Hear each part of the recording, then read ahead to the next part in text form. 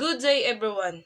Today, I would like to delve into the intriguing realm of criminal procedure, focusing on the crucial aspect outlined in Article 119 trial.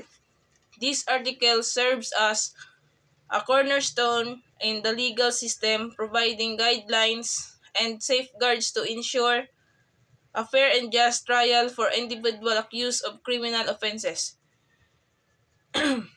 Throughout the discussion, we will explore the key principal procedures and rights enshrined in Article 119 trial, shedding light on its significance in upholding justice and protecting the rights of both the accused and the society at large. So, let us embark on this journey through the intricacies of criminal procedure and uncover the essence of Article 119 trial. Our topic is all about Rule 119 trial. Section 1. Time to prepare for trial. After a plea of not guilty is entered, the accused shall have at least 15 days to prepare for trial. The trial shall commence within 30 days from receipt of the pre-trial order. Section 6, 39 to 38. Okay. Section 1. Time to prepare for trial. In this section, it is stated that after a plea of not guilty is entered by the accused, they must be given a minimum of 15 days to prepare for the trial.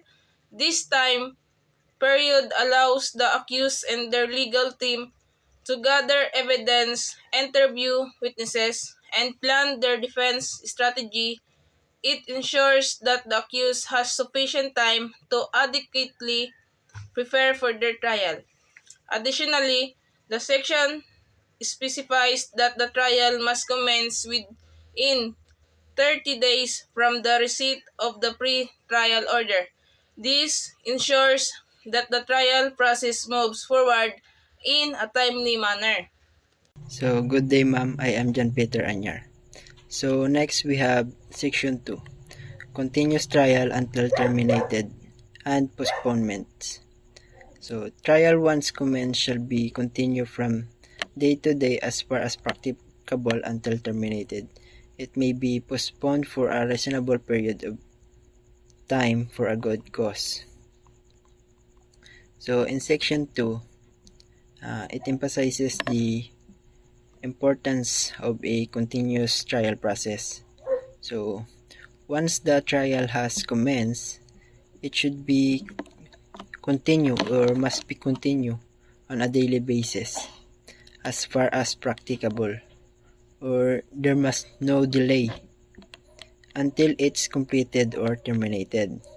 This means there should that there should be no unnecessary delay or adjournments that prolong the trial unnecessarily.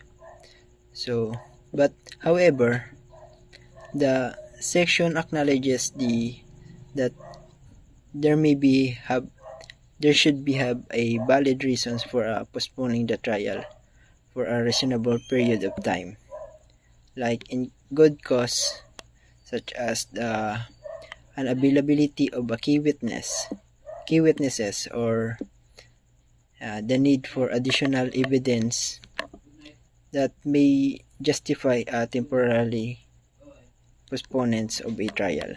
That's all, ma'am, and thank you.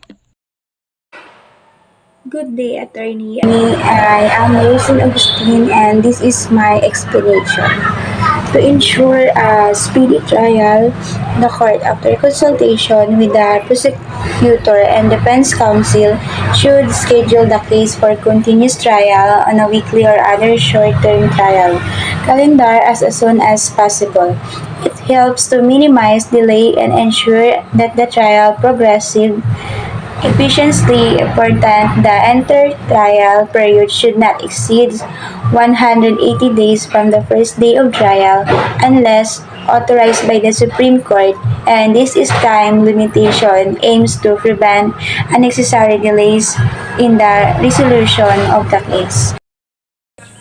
It is worth noting that the time limitation provided in Section 1 and 2 do not apply if there are special law or Supreme Court circular that specify a shorter period of trial.